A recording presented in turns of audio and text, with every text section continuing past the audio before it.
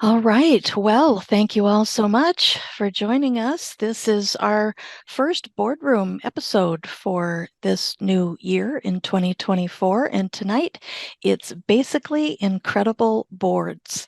I'm Bonnie McEwen with the Northwest District Office. I'm joined by Jay Peterson with the North Central District and Samantha Bowers, our continuing education coordinator. They are clearly pizza lovers among many other interests. And we actually have two guest stars tonight, both from Burlington Public Library, Becky Godfrey and Jennifer McMillan. They will be here to talk about their basically incredible board at Burlington. So they, and I trust all of you, will chime in tonight to talk about just how basically incredible your library boards are. The title for the program tonight is based on the book, Basically Incredible, by Iowa author Matt Booth. Um, this is a book we used in February for our Big Ideas book discussion. And selfishly, I like to get a little more mileage out of those books that we use in our discussions. So I thought maybe we could apply the ideas from this book to the business of library boards. So tonight we're going to look at some of the basics of library board responsibilities and practices.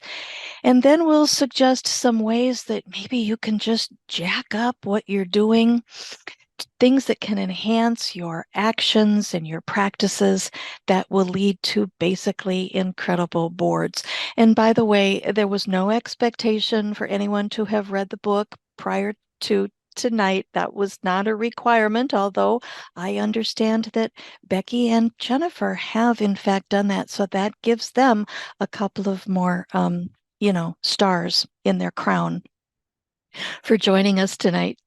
Um, we are going to look at those concepts, and we do have some good resources and some extra examples of basically incredible boards that we've kind of packaged at the end of the slideshow.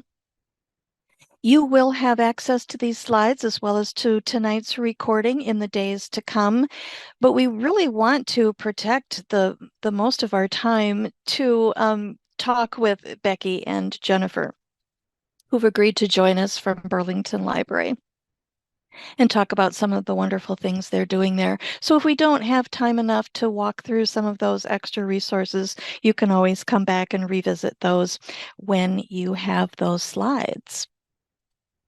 For now, though, I think, Sam, are we at the point of bringing forward? I'm going to stop sharing my slides so that Sam can share. Give me one moment. Yes. Yes, I'll just say a little bit about this video clip we're going to show you. Sam is retrieving that, and we'll play only maybe about 3 minutes of it. But because we're not going to do a book discussion and tonight, like we did in February, we still wanted to show you a little bit, just to give you a taste of Matt Booth in action. I mentioned that Matt is an Iowa author.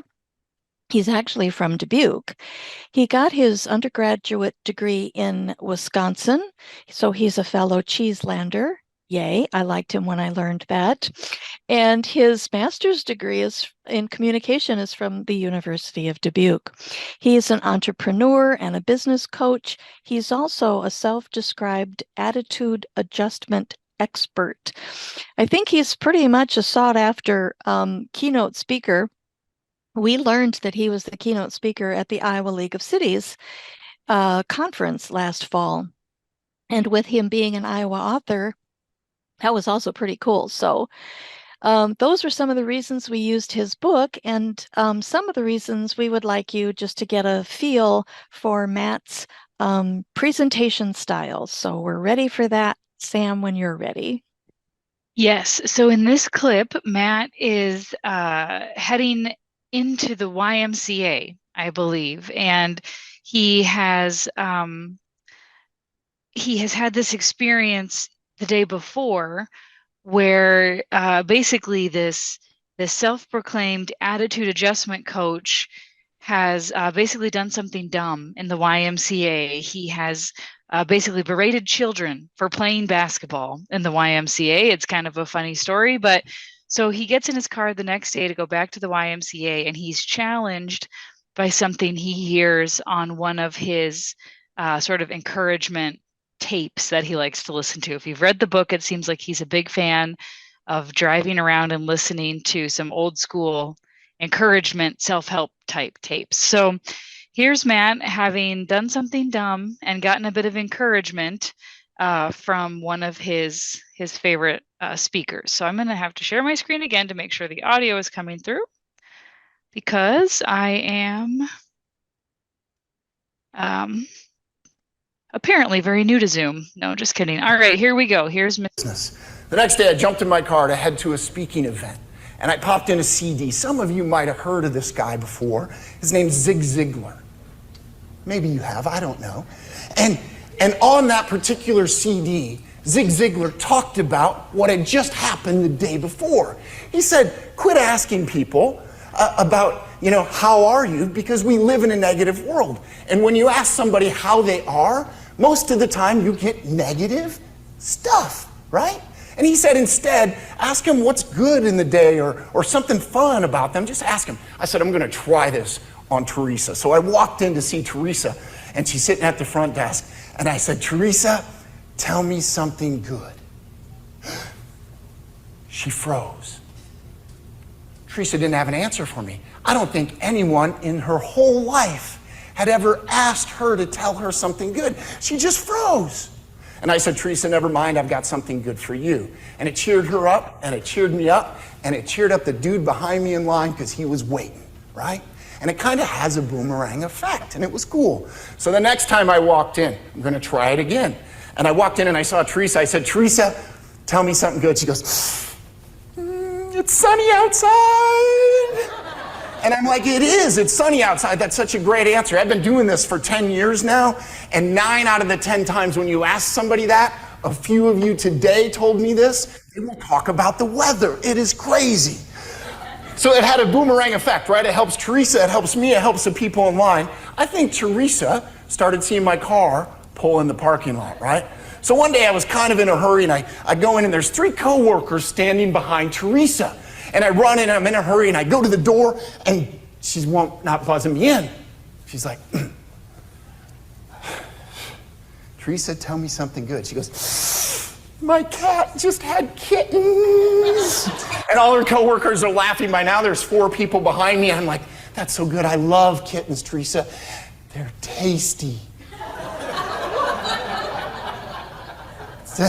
That's not true. I don't eat kittens anymore because they taste horrible. You really got to slow. I guess I'm not in Iowa anymore. Am I?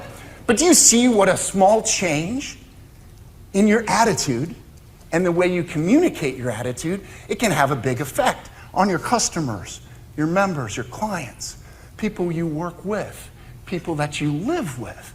What I want you to do right now. Wouldn't you rather have me eating pizza and sharing pizza eating stories than kitten eating stories, Bon? Yes, for certain. So something good that happened today, is that his question? Tell me something good. Yes, I'm going to bring back my slides here in just a minute. Yes, so there you go. So in the spirit of Matt Booth's motto, tell me something good. This is a question for all of you. Use your chat space if you would, and just share a win that happened lately at your library. Maybe the win was for your staff. Maybe it was for you as a board or for your library in general. While they're rolling in chat, can I tell you a favorite library win that I've heard lately? Yes, so for sure. I get to lead the discussion sections, with as people are getting their new certifications, right? So we lead these discussion sections. And one of my favorite ones to do is the public services one, because one of those is telling the library story. And so one of the questions is share something great that happened in your library. And I had a librarian from Central Iowa here say that her words were precocious 8-year-old who insists on getting her to show him where all of his books are. So finally, one day she says, "Hey, dude, can I show you how to do the Dewey Decimal System, how to find your books yourself?"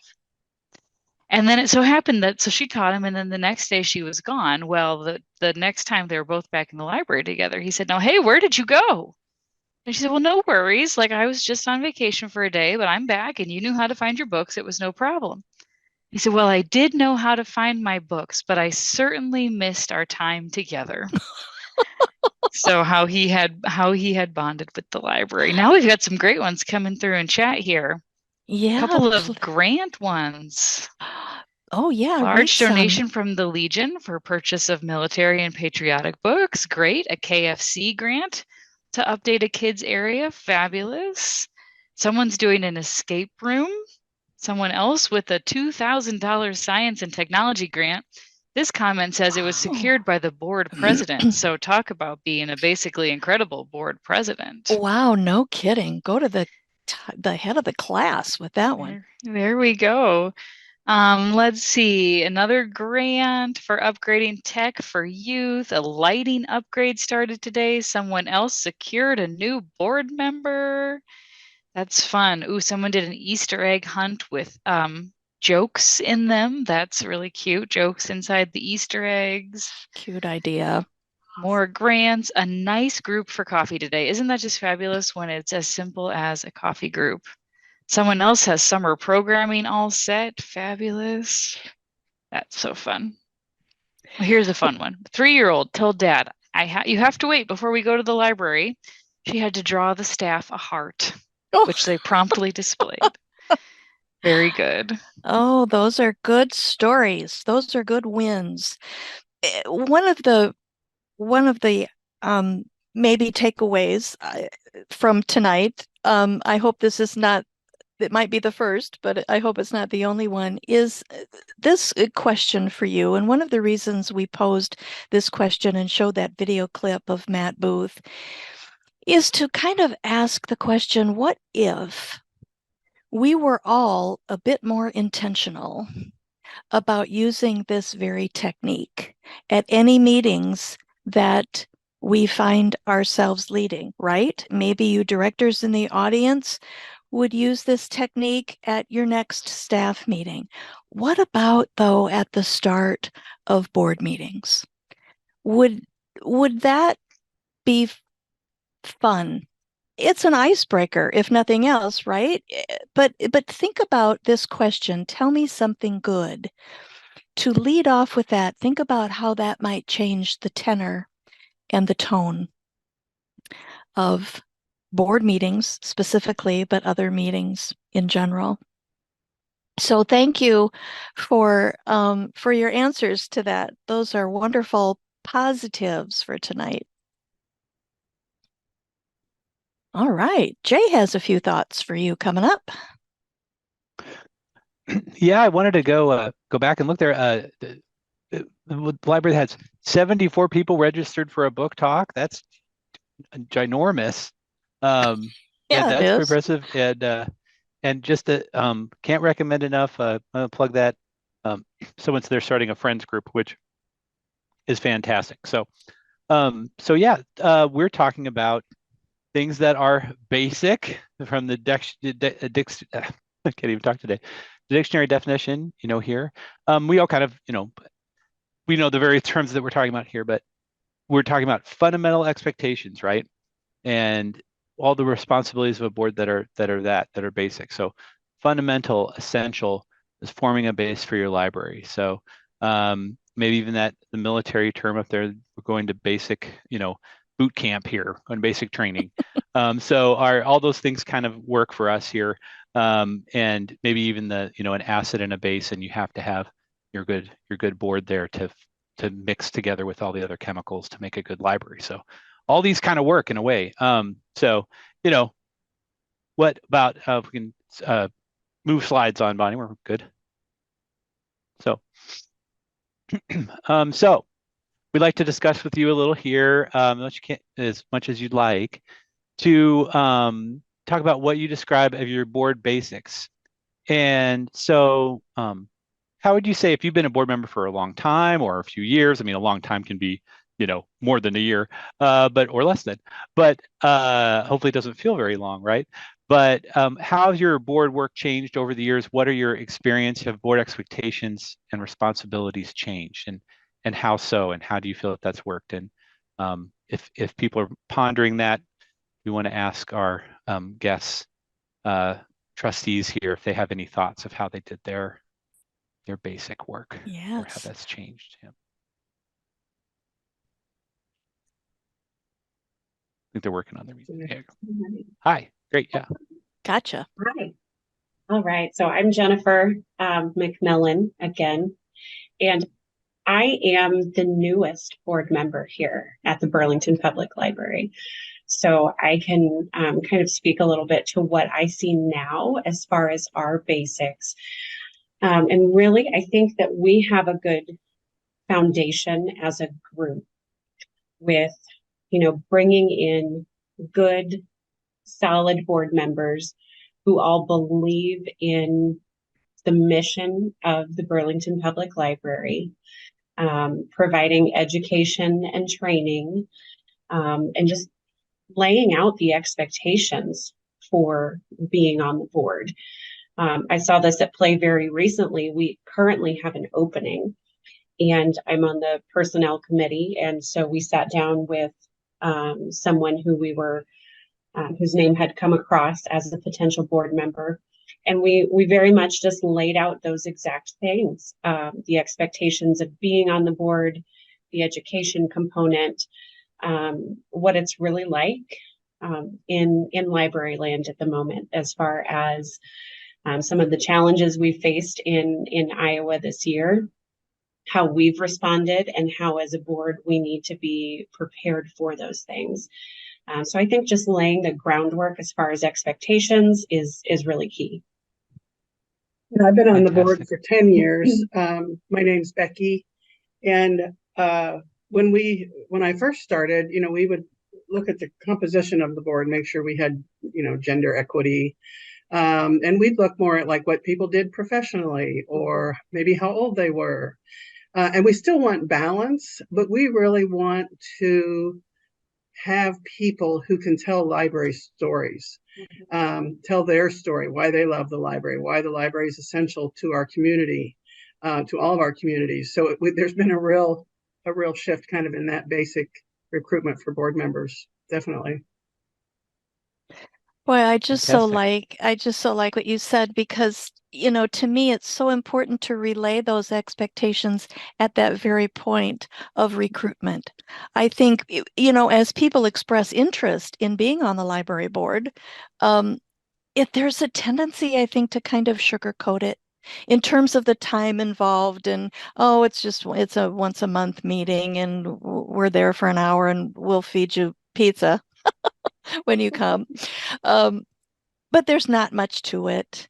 And I think when we sugarcoat it, then that's fine at the beginning, maybe, but then when things happen and challenges come up, and not just book challenges, but budgetary challenges, can be so daunting, then I think people feel like, wow, what did I sign up for? And not to mention, all of those standards that we're going to talk about in a minute that it really require board involvement in meeting standards. So I love what you said about laying out the expectations. It's a very fundamental aspect, I think, of board recruitment.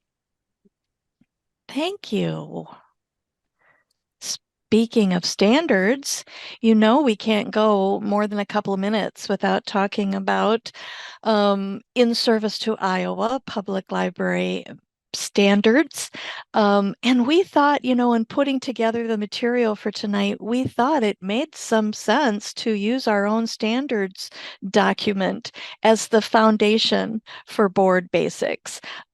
Chapter 1 of the standards document puts a focus directly on library boards and how the board does its business. Not that you won't find other standards scattered throughout the document.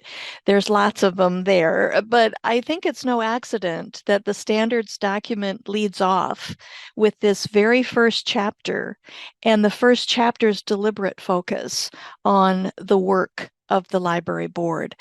There are 11 standards in chapter 1. 8 of them are required at a tier 1 level. So if we only looked at those 8, we would have a pretty good foundation for the expectations of library boards. You're probably saying to yourself, phew, we don't have time to look at all 11 of those tonight. Phew, goodness, thanks. And we don't, just because of time constraints, but we are going to look at a few of them and talk about some of these board basics.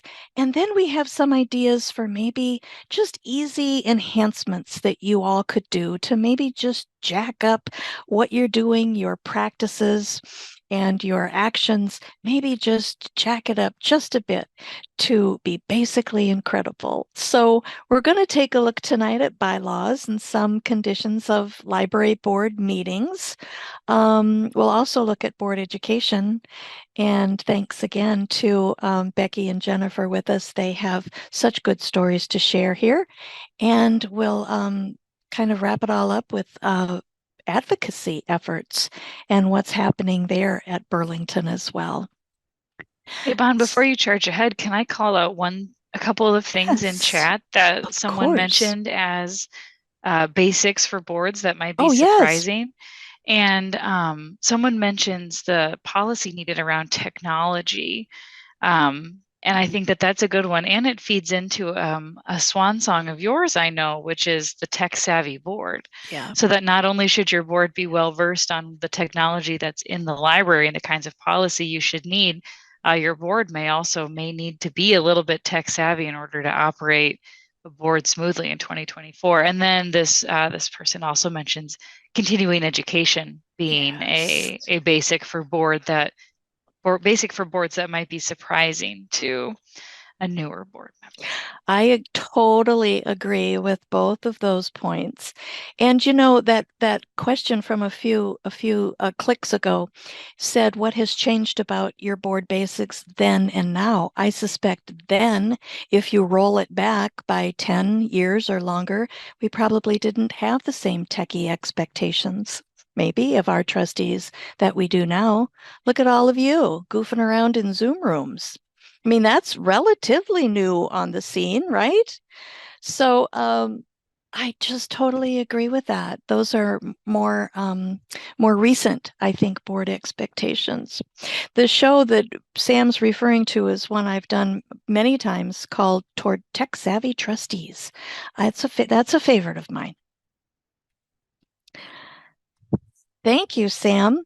Let's look at bylaws to begin this discussion. Basically, incredible board bylaws. What might those look like? So standard number 5 at a tier 1 level requires the board to have written bylaws. So let's look at some just very easy enhancements to your bylaws. We're familiar with the basics. Your bylaws will speak to the number of members. It'll speak to your quorum count and the frequency of your meeting, when and how you elect your officers. Those are all pretty standard, right? But to look at enhancements, we have just a couple. And this is a goodie. What if your bylaws actually included some kind of a phrase like this? That it talked about the board's involvement in assuring that the library meets standards. it's not just for the library director and staff alone to ensure that the library is meeting standards. The boards have a great deal to do with that. And as we saw in a couple of clicks ago, there are 11 standards in Chapter 1 that speak directly to the board. 8 of those are required at a Tier 1 level. So the board does have a role to play here. I would love it to think that your bylaws could just include some kind of reference to the board helping to meet those standards and the reference to board education. And then what if you were to look at your board committees with an eye toward new committees and to be sure you include committee descriptions and the purpose behind those committees? I have an example here of this very thing. Here's a basically incredible bylaws.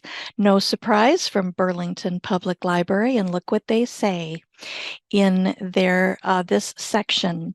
In accordance with the standards set by the state library, all members of the library board of trustees participate in board development each year. That's standard number 8, and that for years has been my favorite standard because it keeps me gainfully employed.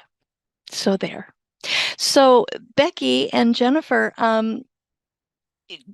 do you know how this paragraph came to be included in your bylaws? Was that before your time, after your time? In 2018, I was invited to go to my first Library Association conference in Cedar Rapids, and I went to a session about for trustees, and they talked about the state requiring training, continuing education, or not continuing education formally, but training for trustees, and being offered, a chance to take part in conferences and so on. And I got a little sweaty, honestly, because I thought, I don't know if we're doing that. And so I said to our director, Rhonda Freevert at the time, I said, we may need to up our training game a little bit. She said, Becky, we have training at every board meeting, and I also have staff come present either what their job is or something they're doing in their job, or some program presentation. We always get emailed articles to read, TED Talks to listen to, videos to watch, and this has been going on for over 10 years since I've been on the board. And Rhonda said, we do it. It's on the agenda. It's not called board training, though. It was just called, let's talk about the article I sent you, or here's a staff presentation. And Rhonda said, you know what? You don't realize that you're getting trained. We need to call it board training. Yes. So all we did is put the 2 words on the agenda in bold that says board training. And all of a sudden I felt smarter. It's like, I'm getting training every month.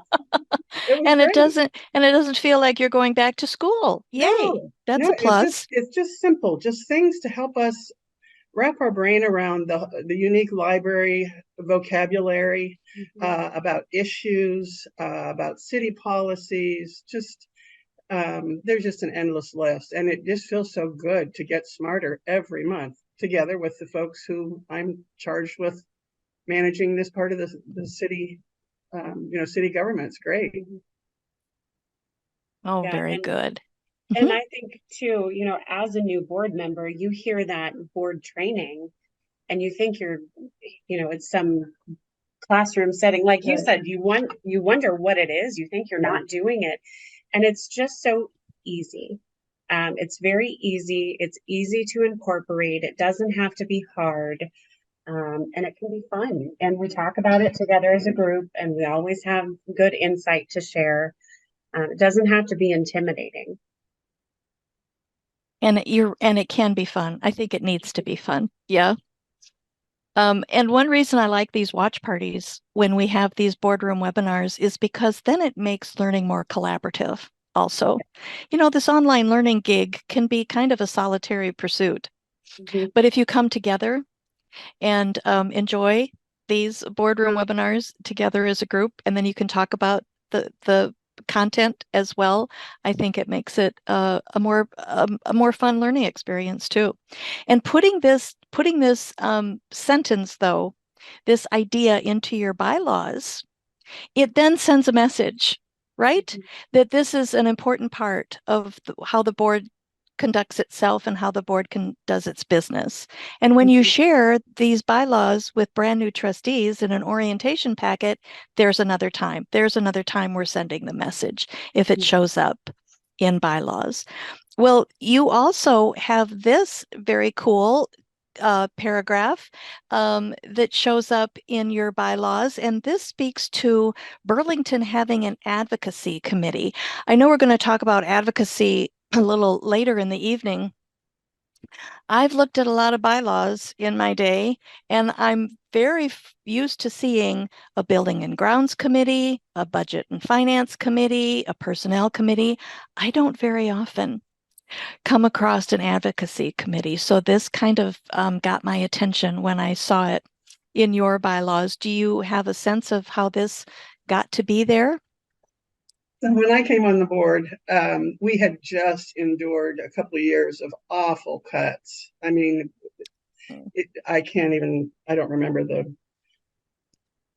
the amount, but 3 years in a row, our budget was just stripped. And we were rallying friends and family members and anybody to come to city council meetings. And so when I got on the board, the worst part was over as far as the cutting. We were already bare bones. The only thing we could do is start laying off librarians. So we decided we need an advocacy committee, because if we have to endure this kind of assault again, we have to have a group of people ready to go, not just, calling your great grandma to come and show her face at city council meeting, or, your neighbors and friends, although they were pretty powerful. But the advocacy committee, they have some training opportunities a little different from ours. Jennifer's on the advocacy committee. And it's been great to have them when we've been inundated with all these legislative changes in the works the last spell. We had a really happy spot as soon as we decided to have an advocacy committee. We didn't really need it. It was like, okay, great, but we're set if we do. And then the last 2 years, we really have relied on the advocacy committee to help us keep our story in the forefront. And what a great way, you guys. Advocacy, I guess, about what they have done. But and we'll come back to this a little bit later, but what a great way to be proactive, right? And kind of getting ahead of some of those really, really tough times. Those kind of times when board members might think, what have I signed up for, right? Yeah. Exactly. Oh, very good. Well, I loved that inclusion of board education, and I love this inclusion of an advocacy committee. Let's look at just some ideas for basically incredible board meetings. That's next up. And again, just like bylaws, we are familiar with the basics of our bylaws, and I'm sure we're familiar with the basics of our meetings, and it all begins with a good agenda that outlines the business of the board from month to month, one that's posted 24 hours in advance. We know all of that jazz. A good agenda is going to show the public the time and place. You're probably going to do approval of the bills, approval or speak to unfinished business, new business, and any reports. Those are kind of the basics of your agenda. I have a few enhancements to board meetings. In fact, I have a lot of enhancements that I think of when I think of board meetings. I have so many, in fact, that this is another show I do called The Art of the Board Meeting, which, by the way, is based on a book, The Art of the Gathering. I did that program for the Plymouth County Library Boards just last year. They chose that one. And it's things like this that you see on the right-hand side of the slide. I like to co-develop the agenda. I used to do that when I was employed by a board and I was with a regional system, my regional board president, and I developed the agenda from month to month.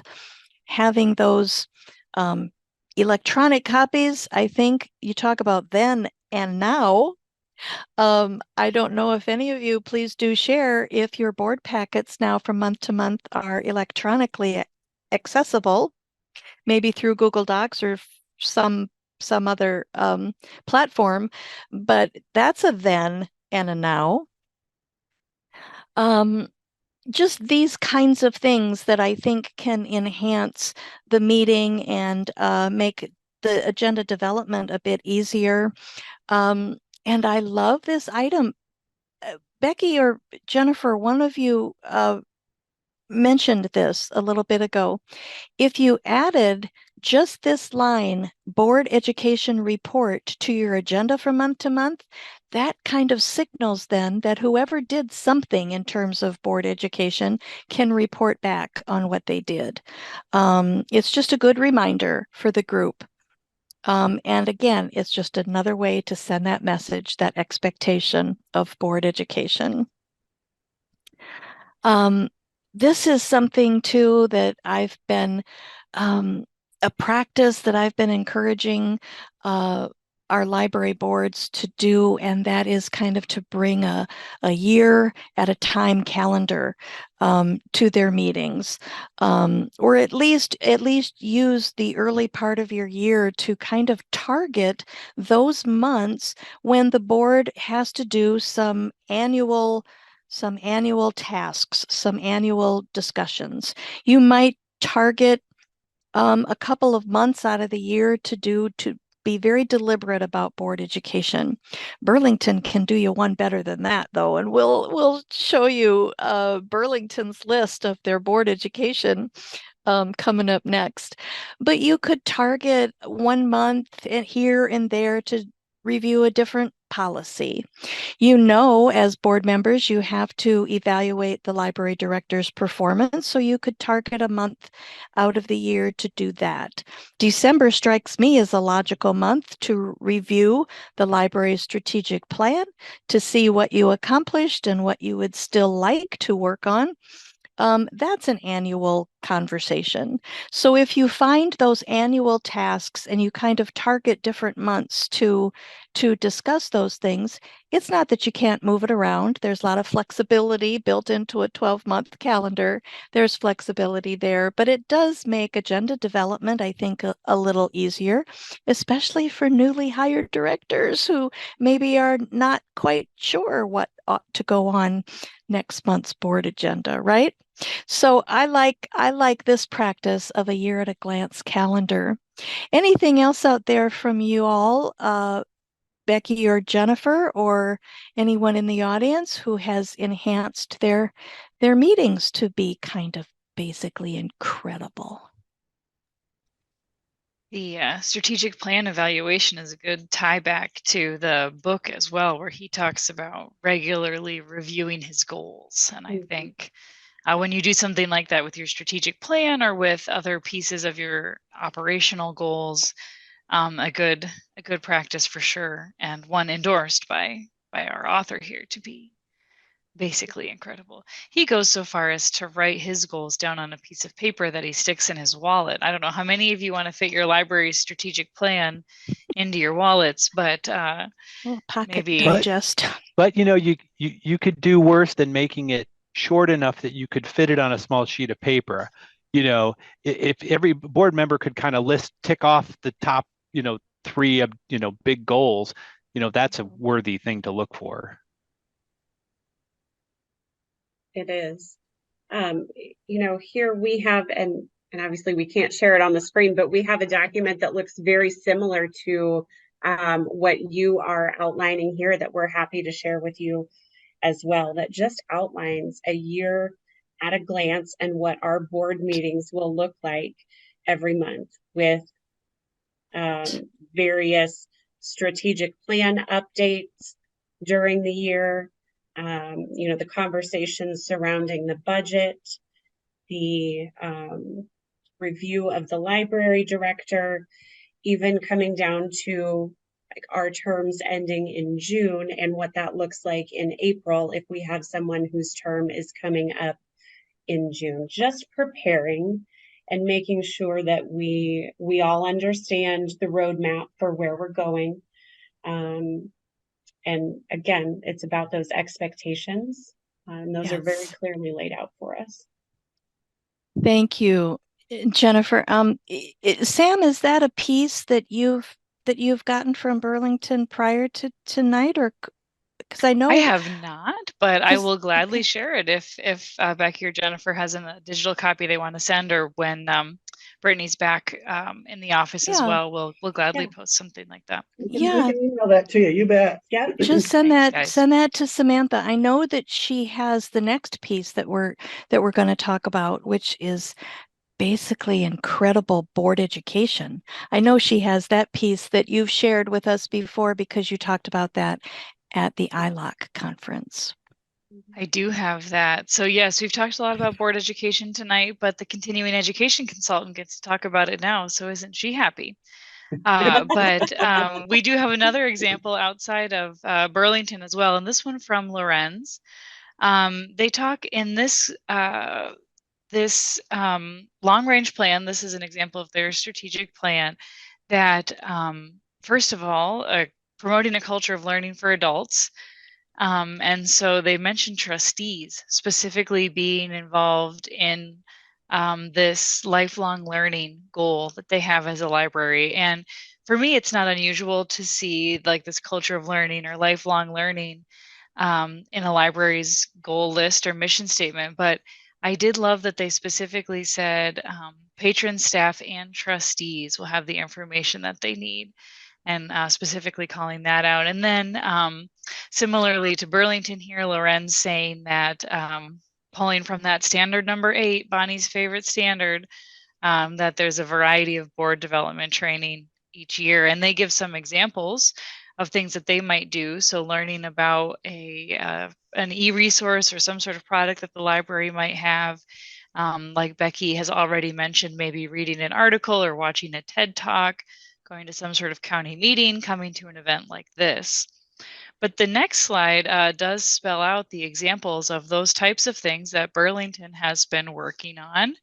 And we do have this list available so you can get an idea of the kinds of things they've covered over the last couple of years. But I love the combination of learning from library staff and then engaging in some sort of professional article or video. But I think this is also just a great opportunity for staff to grow their presentation skills as well. So Yes. Miss Donna does the babies needs books, and she's clearly very good at talking to babies. But to give her a chance to explain what she does to grown-ups, I'm the child of a preschool teacher, and my beloved mother is not a fan of talking to grown-ups. And so I do know that people who are very good at talking to kids don't always get a lot of practice talking to grown-ups. So just this other chance to explain what they do to a new audience who's going to be kind and engaged, I think is a great opportunity for staff to grow their skills.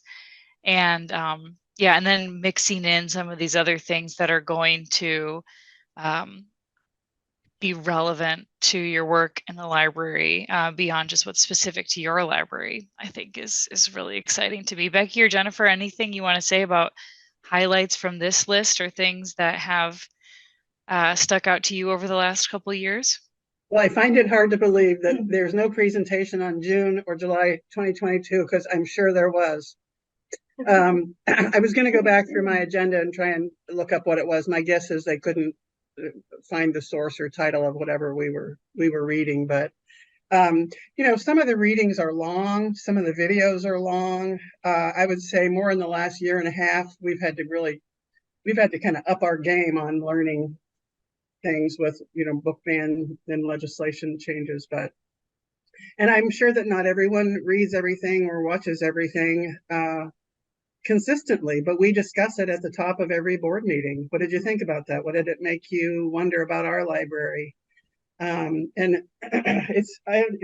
I can listen to some of our great librarians talk, and they use words I don't get. So education has been very, very important for me, and I'm there's still mountains to learn, but it's been a great tool for us. And if somebody comes across something that they've read, they'll bring it to the board meeting and say, here's something you guys might want to look at, or here's a website, check this out. It's just kind of opened the floodgates for educating each other, really. Especially as a new board member, it's been important to me. It's been important to me as I get to know the staff in a different way from just being a patron, and get to learn a little, get to see a little peek behind the curtain and learn some of their frustrations and things that are happening that will help me be a better board member. Because we're not just serving the community, we're serving the staff too. We're trying to balance both sides of that coin, being here for the community, accomplishing those goals, and also supporting the staff. So it's been very eye-opening to see as the staff comes in and presents to us, and listening to their stories. One in particular that sticks out to me had to have been this past fall, because I've only been on the board since August or September. But one of the librarians was telling us about a conversation she had with a patron who thought that a book should be removed. And it was just a nice conversation that she had, just asking, well, why do you think that? And just having a nice, pleasant conversation with this patron, who then left thinking, oh, it's okay if that book stays on the shelf, and just understanding what they go through every day as it pertains to those other pieces of the puzzle that we're seeing, the articles we're reading on book banning, just seeing how those things play out in the librarians' everyday lives really helps. Oh, thank you for that. This is an impressive list of board education. This is going to become one of my favorite examples going forward as I continue these boardroom webinars and visiting, attending Northwest Library Board meetings. This is such a great piece. I might not have said this at the outset, and my apologies for forgetting to say this, but both Becky and Jennifer joined us earlier this year when they presented, along with their library director. They presented a session for us at our ILOC conference in January, our Innovative Libraries online conference that we do every year in January. So this is kind of a reprise from what they did for us then. I should have mentioned that at the outset. So now I think Jay has some things to talk with us about basically incredible board advocacy. That's right. Thanks so much.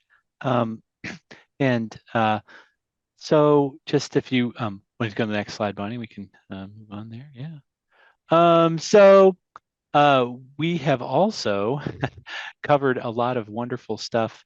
Along with our standards, we have our board for our board basics, but we have a wonderful document as well that we've just revised this fairly recently. It's still relevant. It still looks pretty good. The graphics look great. So this also explains a lot of your fundamental work that library boards do. I refer to this all the time, and all of you should have this handy. So from our Iowa Libraries Trustees Handbook, we do not send out a copy of this to everybody. But it would really be worth the trees to go print one up, put that in your new board member packet, have that ready to go with all that educational stuff, and say, this is a great thing to refer back to, because it's extensive, but it's not going to even come close to covering everything you might learn. But it does reinforce all these things we're getting at. So if you want to skip the next slide there, Bonnie. And this quote is really great, so I'm going to bother to read all of it to you here.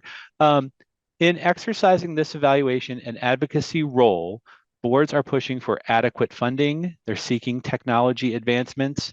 They're fostering community relationships and supporting the library staff in terms of salaries, benefits, and working conditions.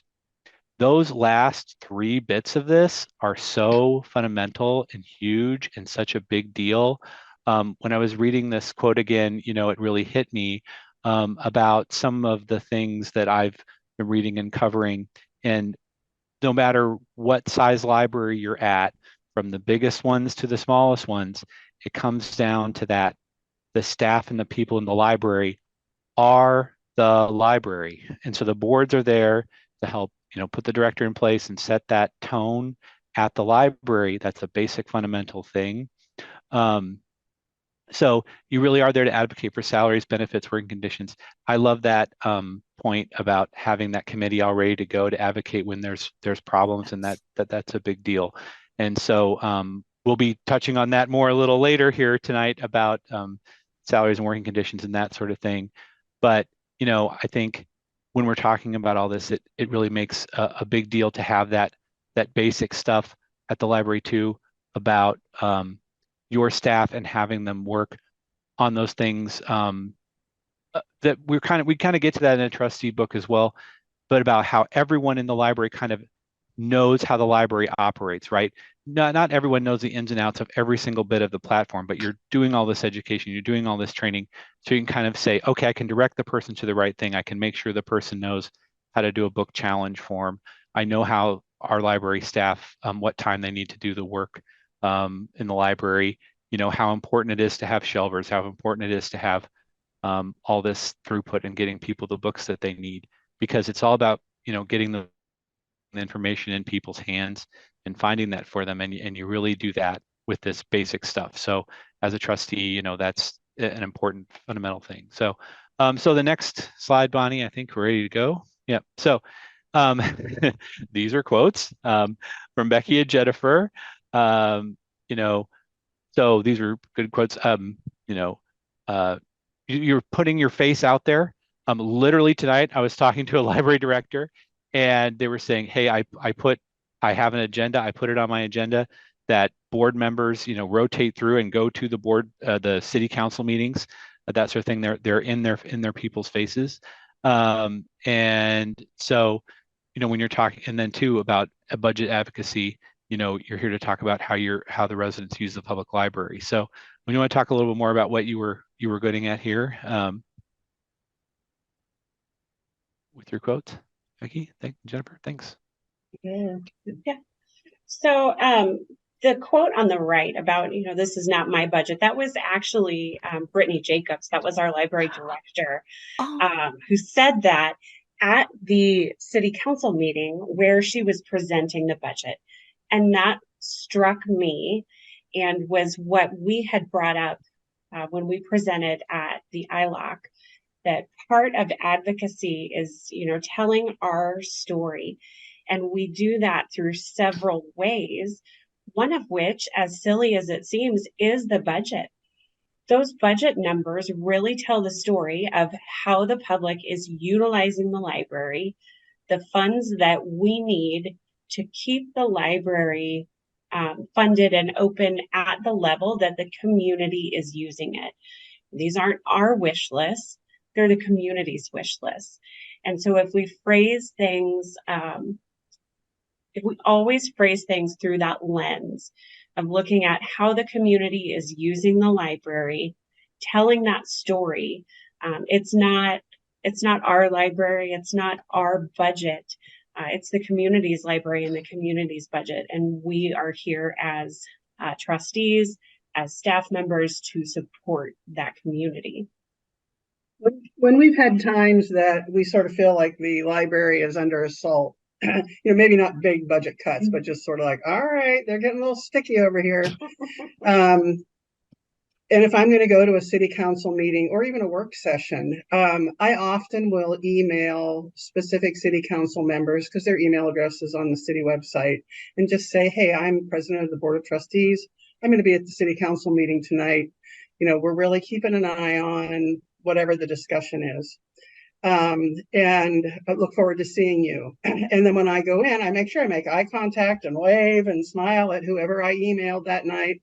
And it's it's hard to not make somebody happy when they've looked you in the eye. They know your face. You greeted them with a smile.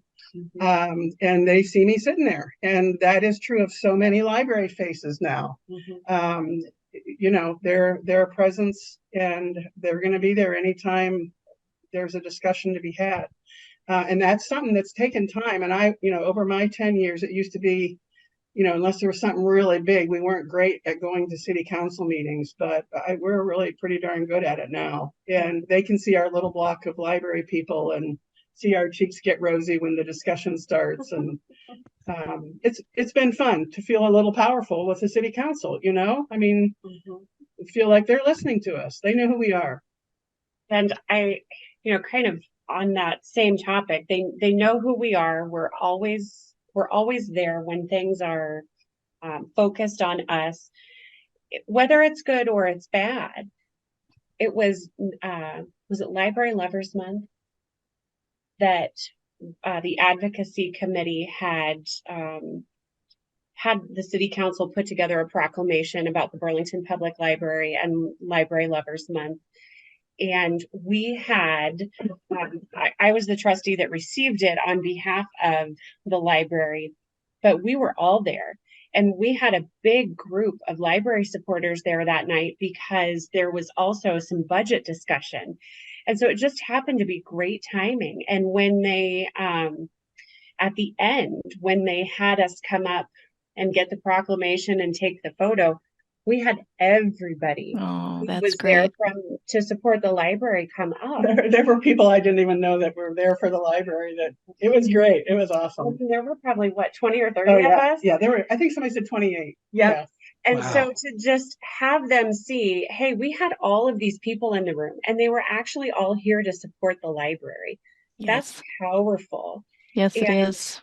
Like Becky said, we didn't know all of those people personally, but they support the library and they hear our story and they want to engage in that story and, publicly support us. And they smile at the city council members. They thank them. They wave at them. Yeah. It's not an intimidation thing by any stretch of the imagination. It's like, we're here. We love the library. We want you to love it too. I mean, libraries are still very, very popular. That's something. Sometimes it's easy to lose sight of that. Yes. Yeah, that's a great point, Jay. And I like what you said about showing up at council meetings at more than just at budget time. That's the typical time when I think our trustees are there often with their directors for the budget presentation, but so important to be a presence at those council meetings throughout the calendar year, as you've said. If you hear from city people, if you go to like the equivalent, the League of Cities stuff, I mean, they know, they're aware of libraries in a lot of cases. They're it's a bright spot in their day. So much stuff they have is more grim, let's be honest, and this is something they can point at and say, isn't this a wonderful community thing that we do? So, if that helps you get out the door and go to those council meetings, that's a good thing to. Thank you for that. And thank you for the correction to the quote. I'm gonna make that correction and be sure to credit Brittany with that. And then we'll fell make off there, that Bonnie. point. Sorry.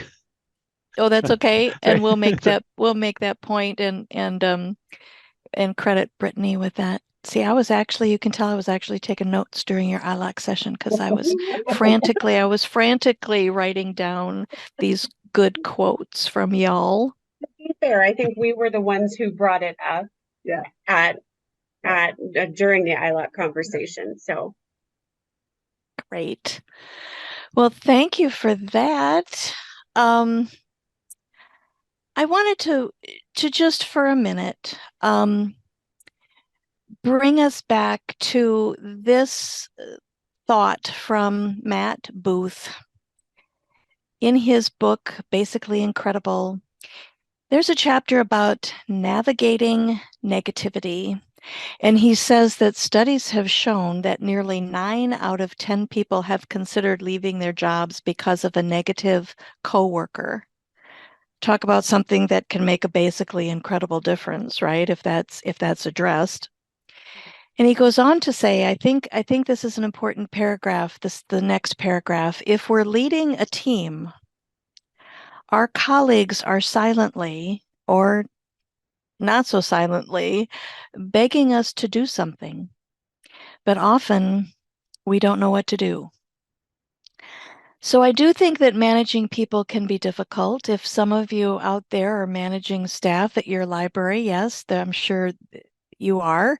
Or maybe you've done so in another job. If you've been able to navigate negativity in the workplace, tell us about your silver bullets, please.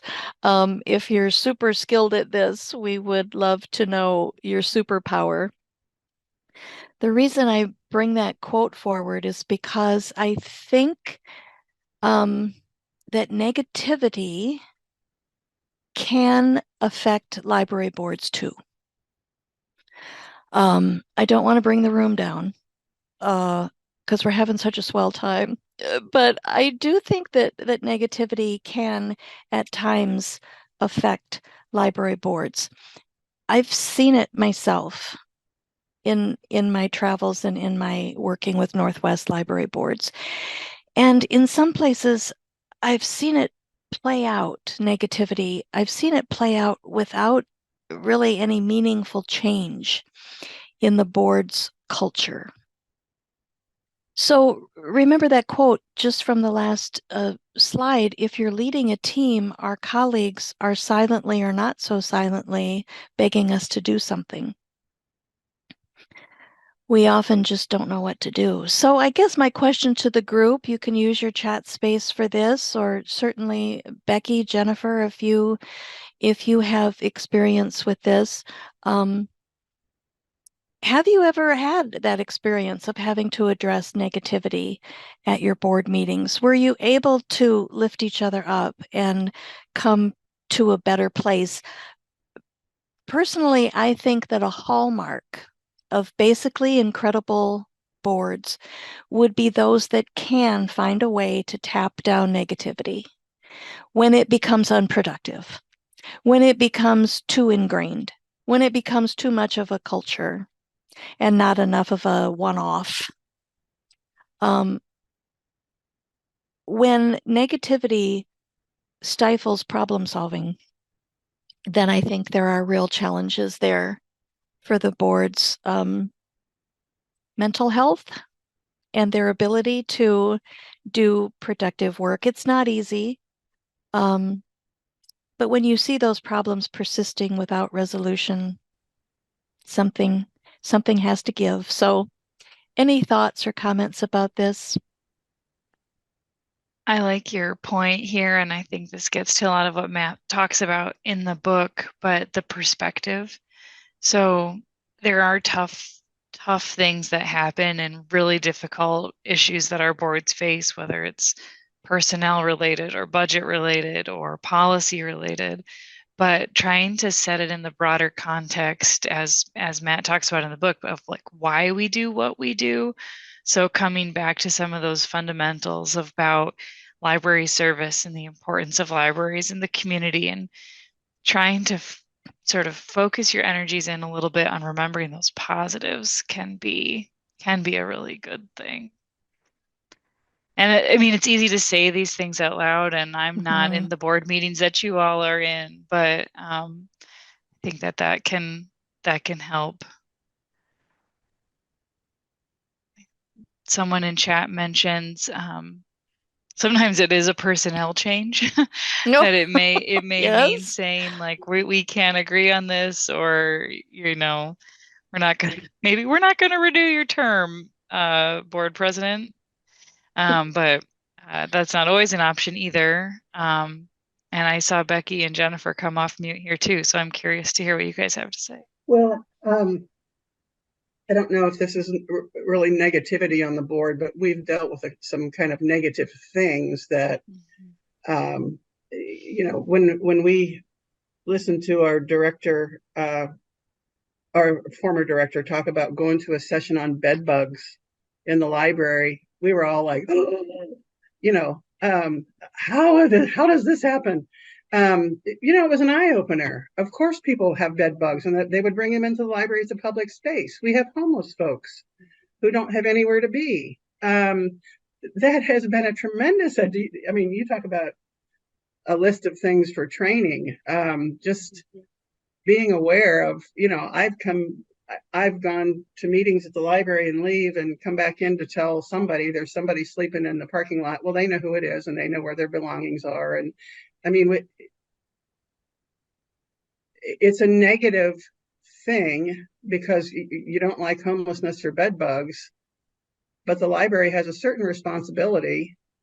And as we've been educated about it and what our responsibilities are or are not, what our options are or are not, have been very helpful to us to help us be the best public space that we can be. That's been a real trip. A couple of our brand new board members have been like, we had no idea that you dealt with this kind of stuff. Yeah. Somebody, I don't know if I should even say this. Somebody was naked in the cookbook section for several weeks in a row. Why the cookbook section? I don't know. Why naked? I don't know. But just odd things that happen that we have to wrap our brain around and become educated and understand the mental health crisis and what role we play. Mm-hmm. That kind of speaks to that. Is a big piece of it. Mm-hmm. Yeah, that speaks to that awareness piece on the bullet points here, to just say, you could just sort of shut it down and say, we don't need to talk about it. It doesn't happen in our library. But then all of a sudden it's like, oh, wait, no, of course it would. Like your point about the bed bugs is a good one. Like, what's the director doing at a session on bed bugs? That's silly. And then shouldn't you be there for the Dewey Decimal System? What's going on? Were they all out of sessions on how to put stickers on the spines of books? What's going on here? Let's get back to business, please. Come on. Somebody, what's the Dewey Decimal number for bed bugs? Yeah. Somebody knows quick. It. Or cookbooks. 641.5 is cookbooks. I don't know bed bugs. You got me there. But the third point on perspective, it's all about how you look at it, and any negative, whether it's a negative attitude, a negative experience, a negative comment, like Becky was saying, an actual negative situation. One thing that has really opened my eyes, Brittany, our director, talks a lot about this being a public space. It is a public space. It's probably the one place where there's no expectation that you come into a building and buy something, or you have to engage in a service in a certain way. You can come in here and just be. And so to realign our perspective that members of the community are free to come in here and be who they are, how they are, within obvious laws and policies and procedures. Maybe not in the cookbook section, but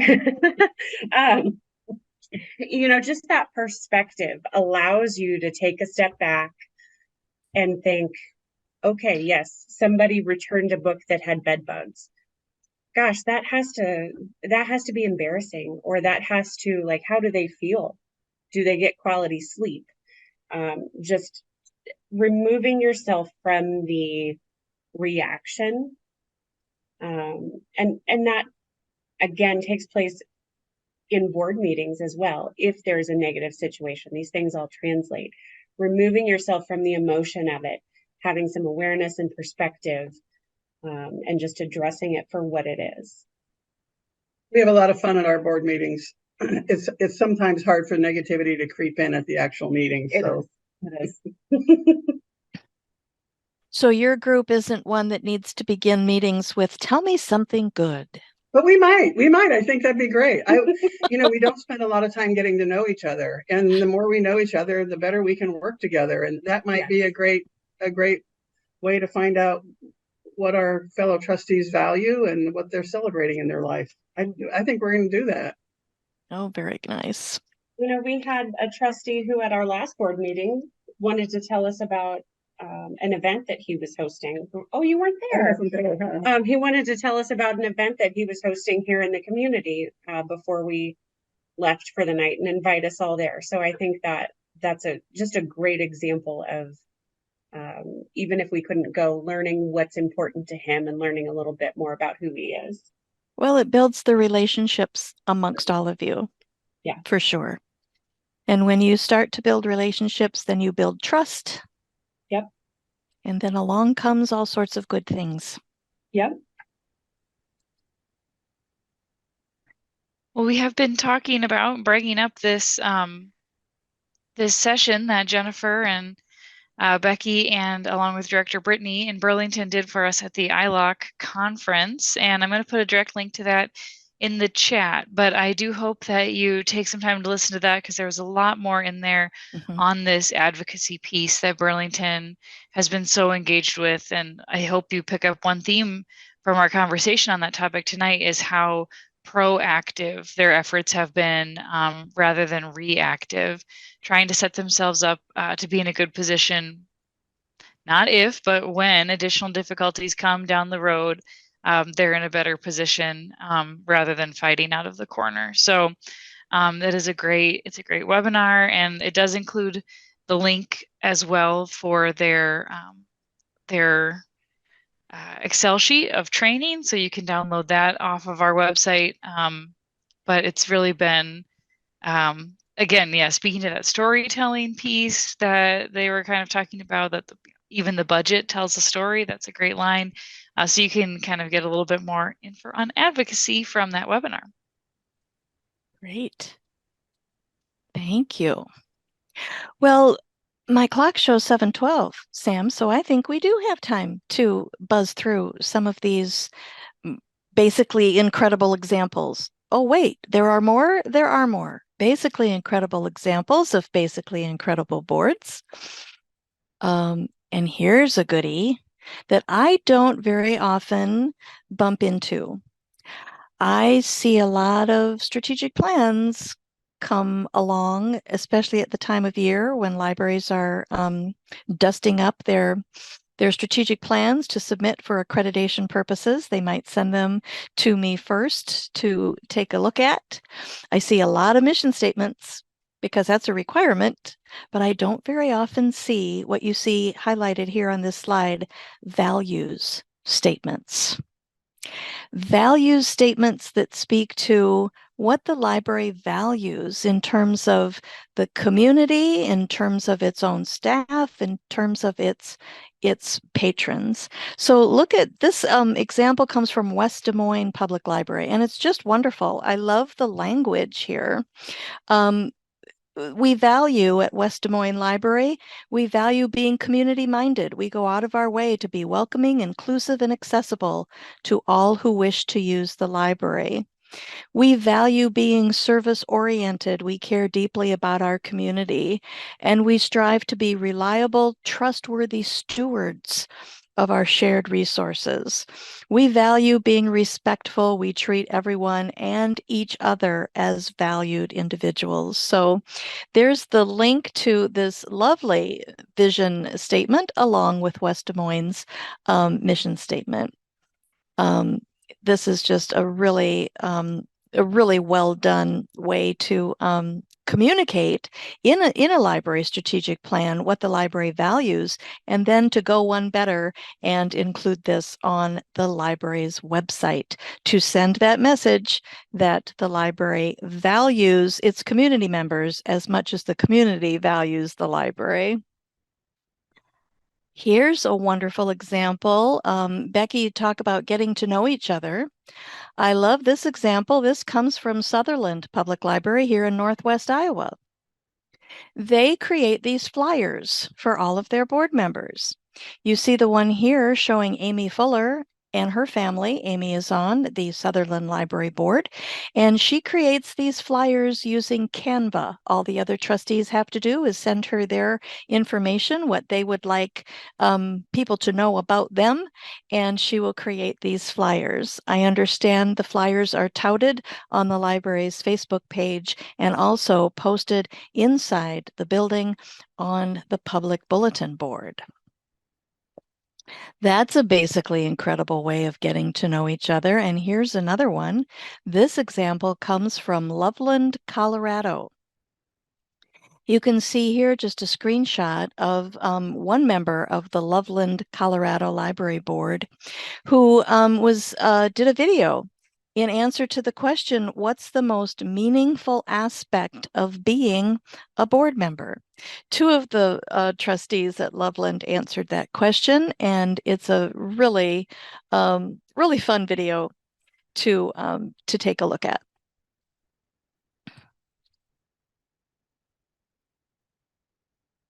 So here's another basically incredible idea. And just post if you can on your website, if you got a space for this to sketch out, put your trustee members and when their terms end, and you don't have to put their email, personal information on there, but that, so everyone's aware of how long everyone's been on the board and how long they served and all that kind of great stuff. And then there's an application right there to apply. Now, every city does this a little differently. For example, bigger city, they'll take a bunch of applications on the main city site and kind of cycle through them. But the more you put that out there, the better off you be. You never know when you're going to see somebody who. So you can all remember that there is a form to fill out. I thought this was a very basic and wonderful thing to do. So thank you, Cedar Falls, Iowa, for this one. Yes, especially for adding the term expirations, right? Because that seems to be kind of a mysterious thing that a lot of people forget. You lose sight of that. But here it is. Here it is on full display on the library's website. That's a great idea. And then here are two basically incredible. Did I mute myself? I'm sorry. Basically incredible versions of how to integrate your city council into things. So in Marion, they actually have like an office hour for their city council person. I mean, could you imagine if they had to be in the library once a week and deal with people, talk to folks, and talk to residents, and what a great thing that would be. So this is, and then the next one is from Kelly at Cedar Falls again. So when you have all these people together, they have an open meeting with the annual report along with the agenda items, and the trustees and friends and board members who attend visited with everyone afterwards, and they were part of refreshments, and they had the mayor, city manager, finance director. Not everyone here has all these things in their city, but what a wonderful thing to have that, make it more of an event, something to celebrate the library, and have a photo opportunity. No elected official is going to pass that up, and it puts your board right at the forefront with all of them, and you can all shake hands and agree that the library is a wonderful place. So I thought that was a great example of being basically incredible. So. Basically incredible. Our staff, you guys, have started to use that phrase a lot in our conversations with each other, maybe to the dismay of some of our other staff who are not quite so in love with the book. This example comes from Marshalltown Public Library, a basically incredible example of promotion and how to promote the Library Friends Group. This promotion is found on the Marshalltown Public Library website. There could be people in town who may be not aware that your library has a friends group, or if they are, maybe they, just don't exactly know the projects that the friends get behind. Maybe they don't know how they could get involved if they wanted to start to contribute to the friends group. All of that information is detailed here on this page specifically devoted to the friends. And what I especially like is the donate button. showing there on the bottom, donate with PayPal. If you want to send a little money toward the friends, they're happy to take it.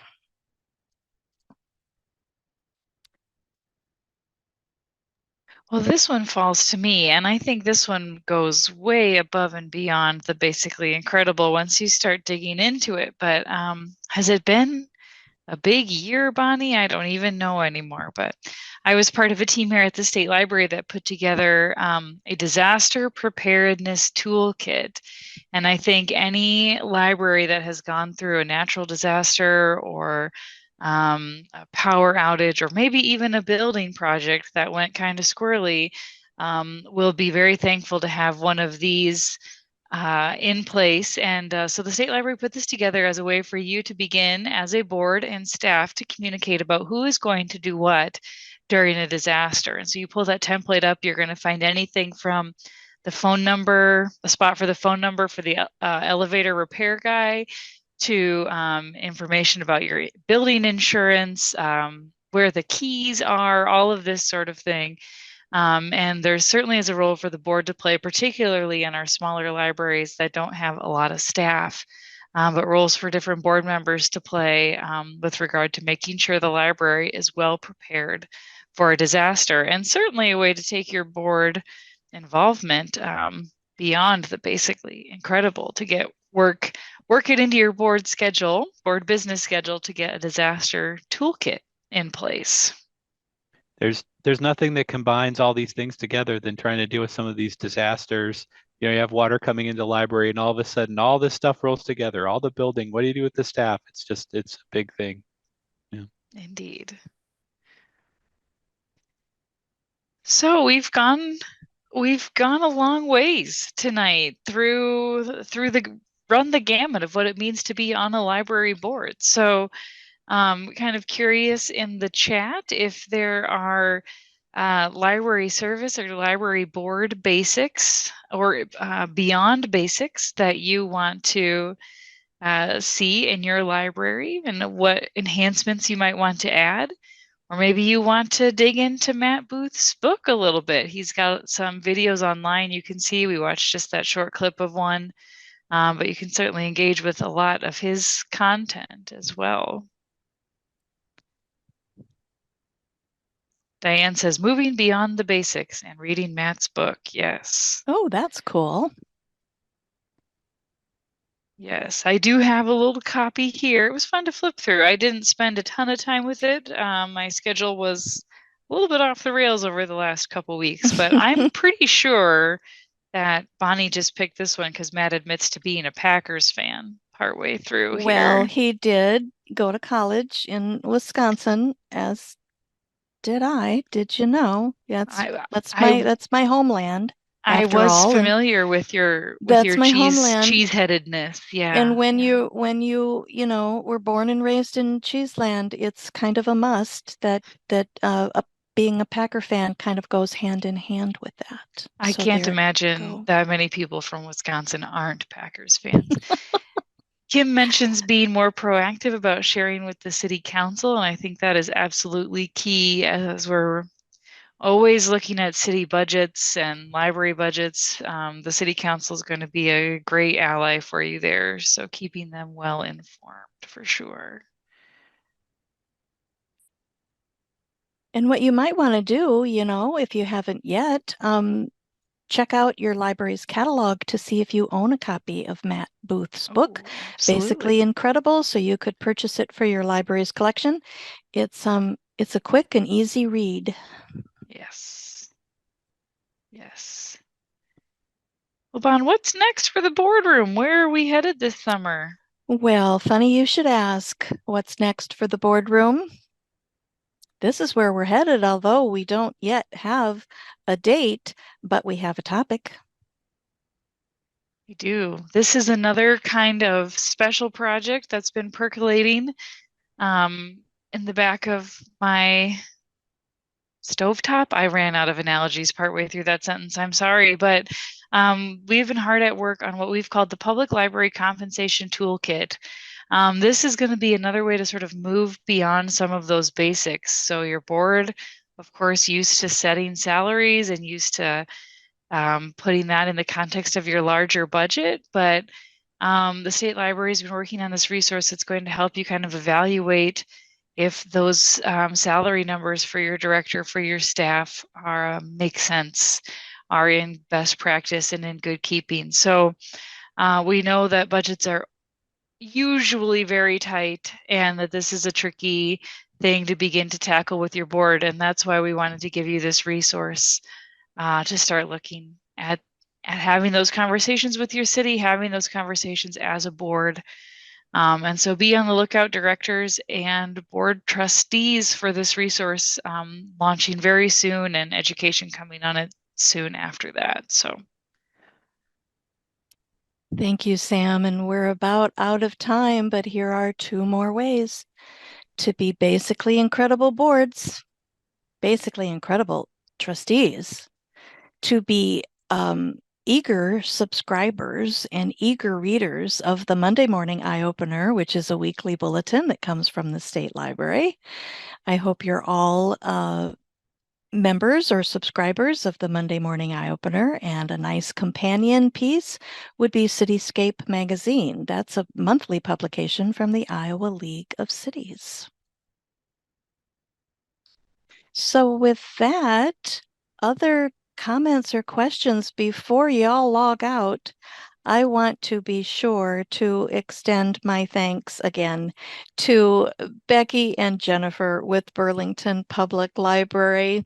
They came back to do this tonight. They reprised their show that they did in January for us at our ILOC conference. So they've done this for us not once, but twice. I think we owe them a little something, something. We'll think on it. But it's going to have to fit in an Iowa Shares bag. Is that right? Oh, that's right. It has to fit in an Iowa Shares bag. We'll think on it. We'll sleep on it. Hey, we're just happy to be included. That's great. Absolutely. And I want to thank our two library directors most recently. Rhonda Freevert left about 1 year and 3 months ago. She really put a lot of this framework in place that that makes us incredible, really. And Brittany Jacobs, who's been on the job since 1 year ago, October, and she has taken us to an all new level, which we would not be here without those two. That's for darn sure. So I thank them. Well, thank you so much again for spending your evening with us.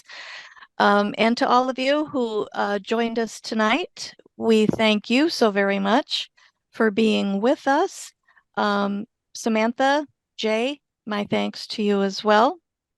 I hope you have some good takeaways from this evening, and I hope you'll make plans to join us again this summer when we bring back the Boardroom 2024. Thank you all very much. Good evening, Bonnie.